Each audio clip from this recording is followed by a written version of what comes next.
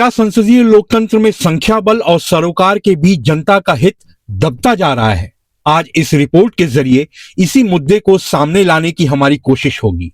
UPA के 10 साल और एनडीए के अब तक के शासन में कई बार ऐसा हुआ जब चर्चा बुनियादी मुद्दों से इतर राजनीतिक शहमात, घोटालों के शोर या बहुमत के अहंकार की भेंट चढ़ा है।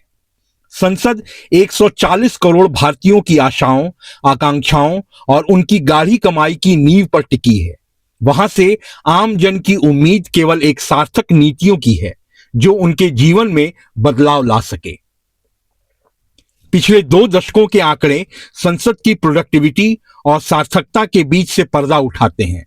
नुकसान पैसों से अधिक लोकतांत्रिक विश्वास का होता है। जब यह रिपोर्ट बन रही थी उस दौरान भी सदन की कार्यवाही कई बार हंगामे की भेंट चढ़ी। नमस्कार, आप देख रहे हैं जनप्रसंग और मैं हूं श्वेत केतु।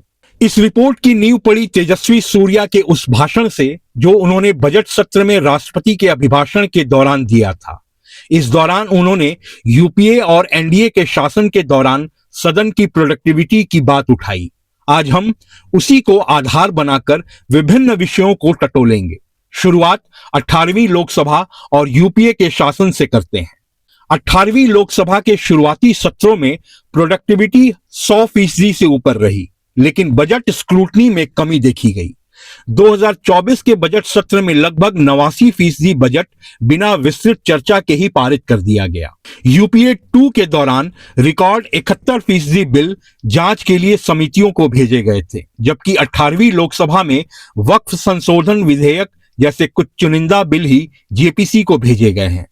10 वर्षों के बाद लोकसभा का नेता प्रतिपक्ष मिला है, जिससे सदन में वैचारिक टकराव और चर्चाओं की सघनता बढ़ी है, लेकिन इसके साथ ही डिसरप्शन की दर में भी वृद्धि हुई है। 1950 के दशक पर नजर डालें तो संसद साल में 120 से 140 दिन चलती थी, जो अब घटकर औसतन 70 दिन रह गई है। 18वीं लोकसभा में काम के घंटे तो बढ़े हैं, लेकिन चर्चा की गहराई और संसदीय जांच चिंता का विषय बनी हुई है। आइए अब हम यूपीए के 10 सालों और एनडीए के 10 सालों में सदन की कार्यवाही कैसी रही इसे देखते हैं। 2009 से लेकर 2014 का यूपीए कार्यकाल भारतीय संसदीय इतिहास के सबसे अधिक डिसरप्ट रहा। इस दौरान डिसरप्शन संसद की कार्यप्रणाली का एक नियमित हिस्सा बन गया था। एक अध्ययन के अनुसार यूपीए 2 के दौरान लोकसभा के निर्धारित कार्य घंटों का लगभग 37% व्यवधानों के कारण नष्ट हो गया था। लोकसभा की उत्पादकता 2009 में 93% से गिरकर 2013 में केवल 46% रह गई थी। यूपीए 2 के तहत लोकसभा ने केवल 1350 घंटे काम किया, जो औसतन 2689 घंटे की तुलना में बहुत कम था। इसकी मुख्य वजहें भ्रष्टाचार और घोटाले, जिनमें 2G स्पेक्ट्रम घोटाला, कोलगेट और 2010 कॉमनवेल्थ गेम जैसे बड़े घोटाले अहम हैं। पेट्रोल की कीमतों में लगातार उछाल और महंगाई के मुद्दे, खुदरा क्षेत्र में एफडीआई और तेलंगाना राज्य का गठन जैसे मुद्दों ने विपक्ष को मौका दिया। सरकार पर निर्णय लेने में अक्षमता और महत्वपूर्ण बिलों जैसे लोकपाल बिल पर गतिरोध के आरोप लगे। श्रीलंका में तमिलों की स्थिति, चीन की घुसपैठ और आतंकवादी हमलों जैसे मुद्दों ने भी सदन की कार्यवाही को प्रभावित किया। उस समय बीजेपी ने सरकार को घेरने के लिए विभिन्न मुद्दों पर सदन का बहिष्कार और स्थगन की मांग भी रखी, और इन मुद्दों पर जेपीसी की जांच की मांग पर अड़ना आम था। 14वीं लोकसभा में यूपीए 1 की प्रोडक्टिविटी लगभग 85% थी, जिनमें से तय समय का 15% समय नष्ट हुआ था। वहीं यूपीए 2 यानी कि 15वीं लोकसभा में प्रोडक्टिविटी 61% रही और 39% समय नष्ट हुआ, जो इतिहास में सबसे कम प्रोडक्टिविटी वाला दौर कहा गया।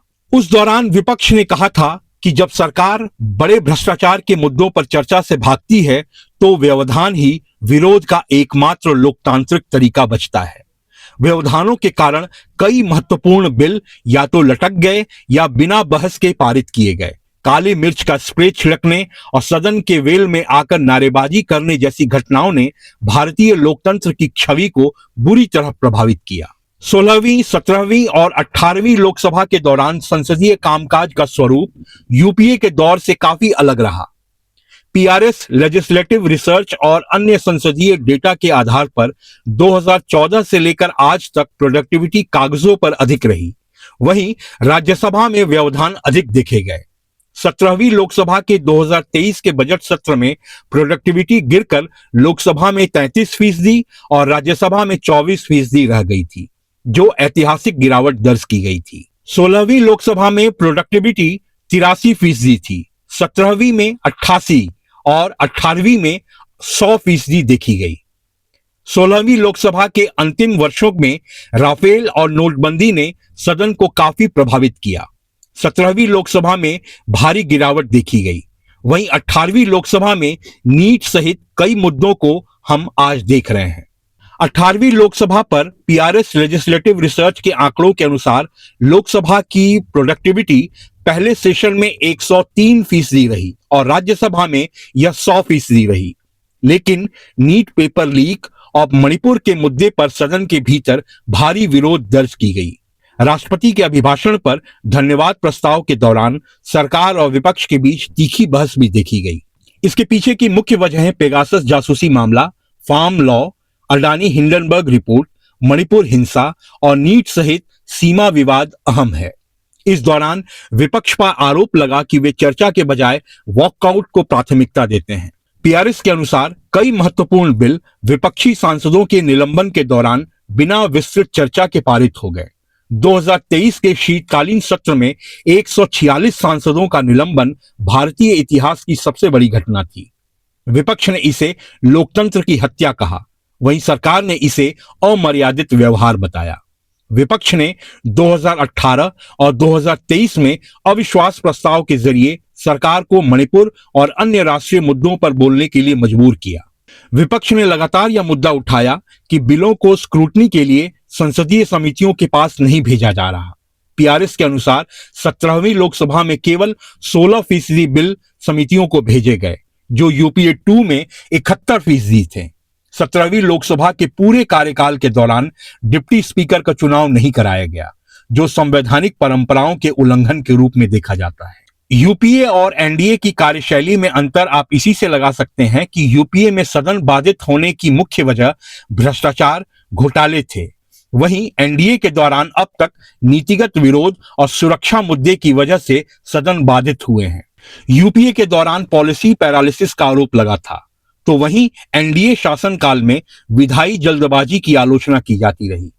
यही वजह है कि विपक्ष की भूमिका अब केवल विरोध तक सीमित न रहकर अस्तित्व की लड़ाई बन गई है, जिससे सदन में संवाद की जगह टकराव ने ले ली है। संविधान और संसदीय नियमों के अनुसार संसद में किसी भी कानून पर विस्तृत बहस अनिवार्य मानी जाती है। हालांकि राजनीतिक गतिरोध और व्यवधान के कारण यूपीए और एनडीए दोनों ही कार्यकाल के दौरान कई महत्वपूर्ण बिल बिना किसी चर्चा के पारित किए गए। डिसरप्शंस, संसदीय समितियों की अनदेखी, गिलोटिन का प्रयोग और राजनीतिक इच्छा शक्ति और बहुमत की वजह से बिना चर्चा के बिल पारित किए जाते रहे हैं। एनडीए के दौरान कृषि कानून पर राज्यसभा में इन्हें ध्वनि मत से पारित किया गया था, जबकि विपक्ष इस पर वोटिंग की मांग कर रहा था। अनुच्छेद 370 के एब्रोगेशन पर बहस तो हुई, लेकिन विपक्ष का आरोप था कि इतना बड़ा निर्णय बिना किसी पूर्व सूचना या समितियों को भेजे कैसे लिया गया। क्रिमिनल लॉ बिल्स 2023 सहित 3 नए कानूनों को तब पारित किया गया जब 140 से अधिक विपक्षी सांसद निलंबित थे। कई बार बजट सत्र के दौरान पूरा का पूरा डिमांड्स ऑफ ग्रांट्स बिना चर्चा के गिलोटिन के जरिए पारित कर दिया गया। वहीं यूपीए के दौरान आंध्र प्रदेश पुनर्गठन विधेयक को भारी हंगामे और टीवी प्रसारण बंद होने के बीच पारित किया गया था।